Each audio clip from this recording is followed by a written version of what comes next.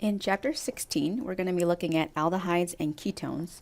Both of these functional groups contain carbonyls or C double bond O's. And what we're looking at is a picture of the oleander flower. And the compound oleandrin, which structure is shown here, contains ketones and also contains an acetal, which is a derivative of a ketone. As we look at the structure of carbonyl groups, these are compounds that contain the C double bond O. So this carbonyl is any C double bond O. And one thing to notice is that the carbon is bonded to 3 atoms, so it's going to be trigonal planar. There's no lone pairs on carbon, so that's trigonal planar, and our bond angles here are 120 degrees. And as we look at the molecule, we have a C double bond O. This is a partially negative oxygen, a partially positive carbon, and so this is a polar molecule. When we have a carbonyl with a carbon on one side, where the R group is, and the H on the other side, this is an aldehyde. If the carbonyl has 2 carbons on either side, this is a ketone. These can be different or the same.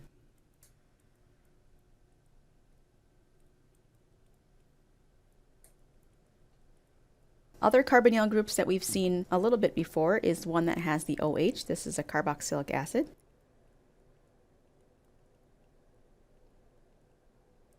This is an ester when you have an O with an R group. And then with the NH2 there, this is an amide.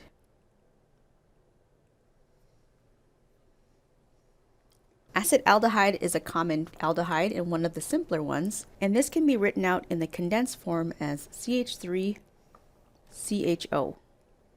where the CHO represents our aldehyde.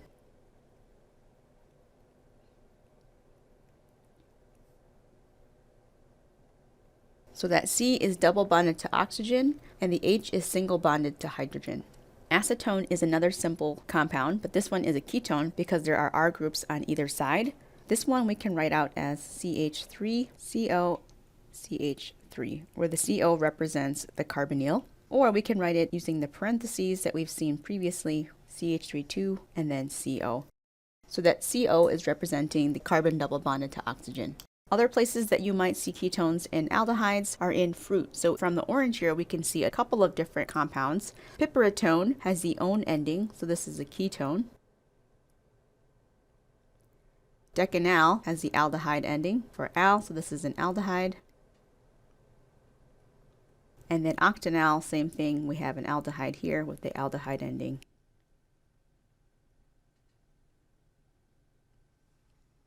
So we're going to draw out these compounds to clearly show what functional groups are present. Both of them have carbonyls, and both of them will be either a ketone or aldehyde. And if we look here, I have CH3, CH2, CHO, and remember that CHO is usually an indicator that we have an aldehyde.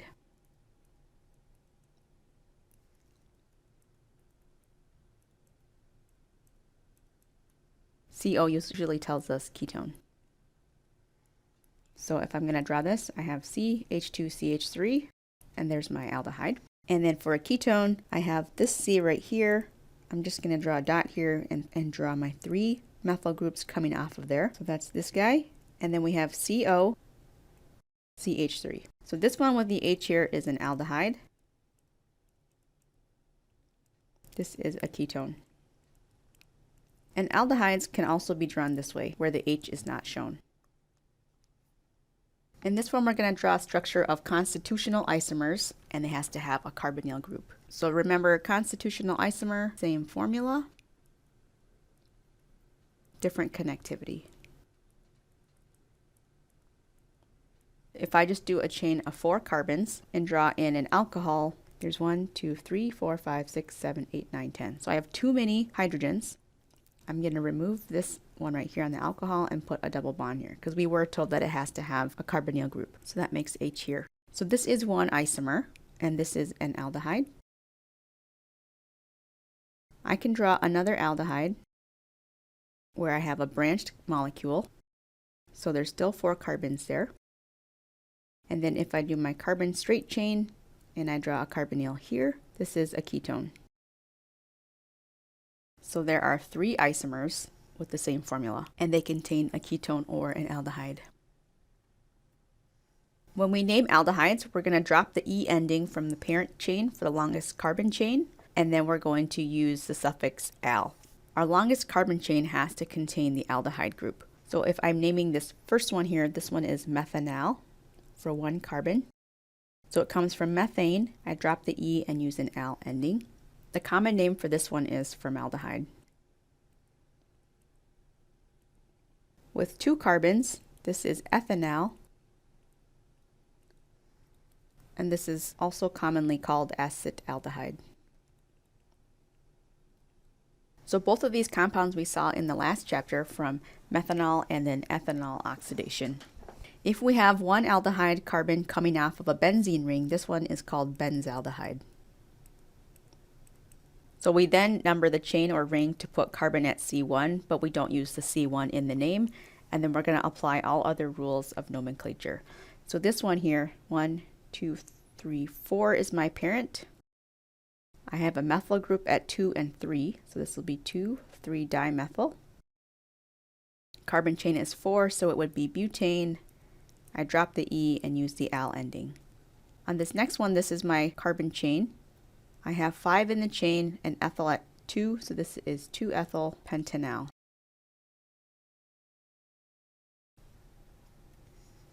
In this practice problem, we're asked to give the IUPAC name for the aldehydes that are shown below. And these both come from yuzu, which is a citrus fruit used in Japan. Here is my long carbon chain. It's 9 carbons, so my parent chain will be non-enal. I have a methyl at 8. This one is 10 carbons, methyl at 8 again, and this will be decanal.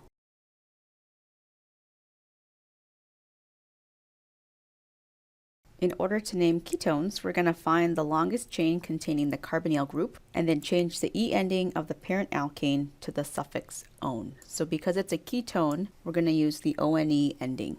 Next, we'll number the carbon chain to give the carbonyl carbon the lowest number, and then again we're going to apply all of the other usual rules for nomenclature. So if I have a 3-carbon chain, carbonyl is at 2, this is going to be 2-propanone. But it is commonly called acetone.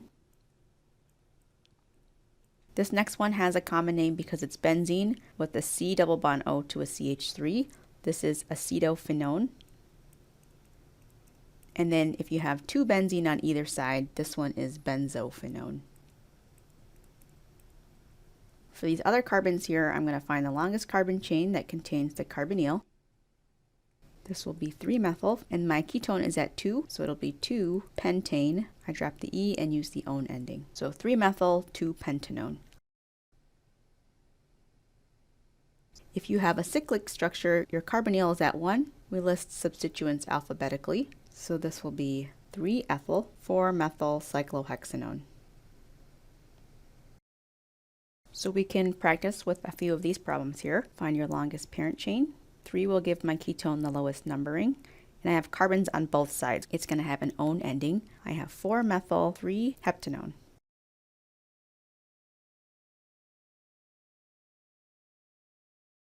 In a cyclic structure, my carbonyl is going to be 1, so this will be 2-methyl cyclopentanone.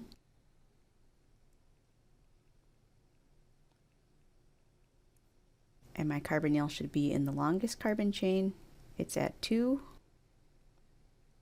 So this will be 3-ethyl 2-heptanone.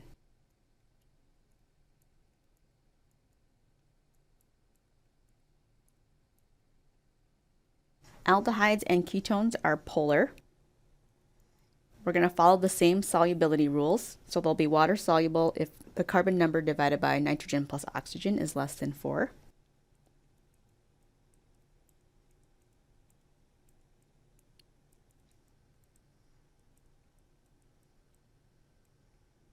Their boiling point and melting points are going to be higher than alkanes, but lower than alcohols.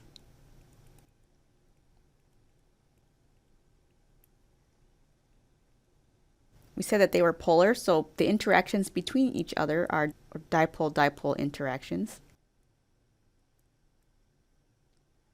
They interact with each other like magnets do, so they can line each other up and have a strong interaction there. Because of these stronger interactions, they are slightly higher than the alkanes. So for pentane, the boiling point is 36. So with the dipole-dipole interactions, we have 76 degrees. And then butanol, which has hydrogen bonding capabilities, that one's going to jump to 118 degrees. With the increasing strength of intermolecular forces, that will increase the boiling point.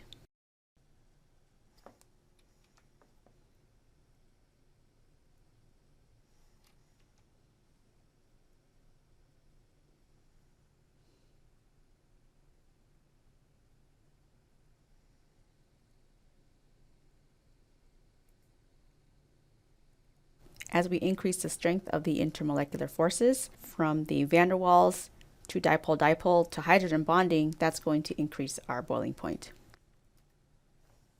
So acetone and progesterone are two ketones that occur naturally inside our human bodies. We're going to discuss the solubility properties of both of these in water and organic solvents. So if we look at water first, acetone has 3 carbons over 1 oxygen. That's less than 4, so this is water soluble. Progesterone has many carbons, 2 oxygen. This is not water soluble. In organic solvents, acetone is organic soluble, and cholesterol is also organic soluble.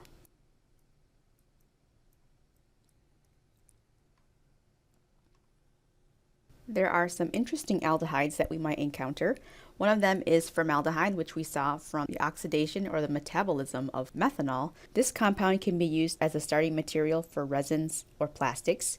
It's generally available in a 37% aqueous solution in formalin and can be used as a disinfectant or a preservative. And we also have acetone, which we've used in the lab to clean glassware. This is an industrial solvent and can also be used as a starting material for building polymers. If you know of a diabetic who has low levels of insulin, they may have, as a result of that, high levels of acetone that you can smell on their breath. We can look at the focus on health and medicine and where other places we may see ketones and aldehydes. One of them is cinnamaldehyde, which is the odor of cinnamon. And this one, if you actually draw out the structure from the ball and stick form, we have a benzene with an aldehyde group. Vanillin has a similar structure.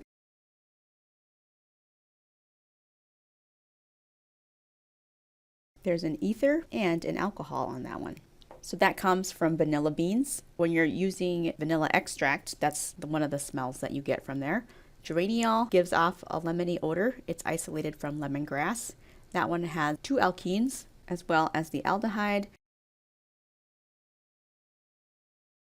And then citronellol has also a similar odor and comes from citronella grass. This is thought to be a mosquito repellent, but I don't know if I believe that.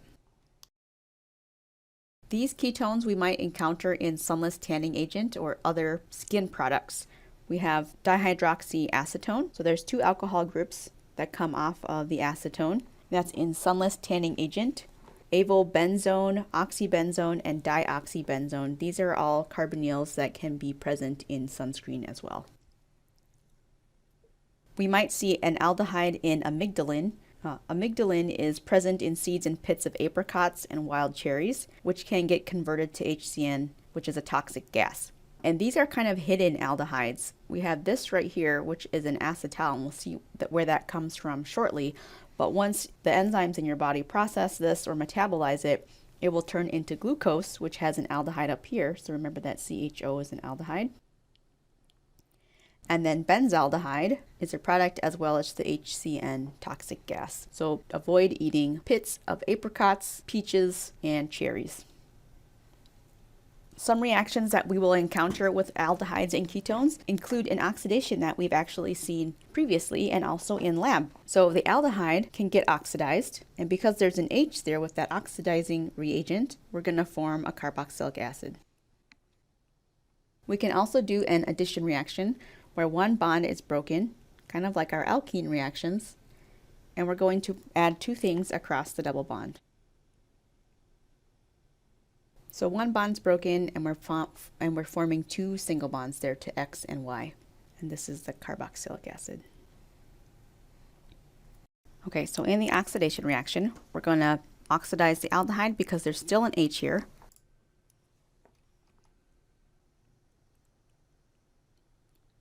So we get the carboxylic acid. With butanol, our aldehyde, we still have that hydrogen there. We're going to use potassium dichromate just like we saw in lab. I'm going to replace that H with an OH to get butanoic acid.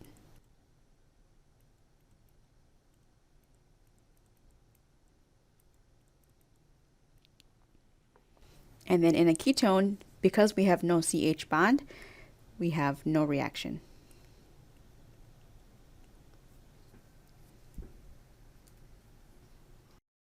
In this special type of reaction, this only occurs with aldehydes, and this oxidation uses silver oxide in the presence of ammonium hydroxide. So nothing's going to happen to this alcohol. We're just going to react with the aldehyde.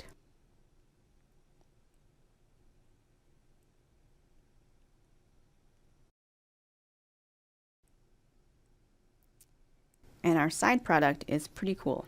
We're going to get the oxidation of the aldehyde to form the carboxylic acid, but our side product is going to be silver metal, which gives us a silver mirror. So when you're doing the reaction, your side product is the silver. If I did this reaction in the flask that's shown there with an aldehyde, I would get the silver mirror that shows up inside of the flask. This is a Tollens test. And that is a positive reaction if you get a silver mirror, which means you had an aldehyde in the reaction. Other functional groups will give a negative Tollens test, so no silver mirror forms. So if you noticed, we did the reaction with a compound that had an alcohol in it, but it only oxidized the aldehyde. And that silver mirror test tells us that there's an aldehyde present. Okay, in this question, we're asked to determine if anything happens when we react these carbonyls with potassium dichromate. I'm going to look at this ketone first. There are no H's here, so this will be no reaction. Here I do have a hydrogen, so I'm going to oxidize that to the carboxylic acid. And then I'm asked which will form a silver mirror test when treated with Tollens reagent, and that's going to be the aldehyde.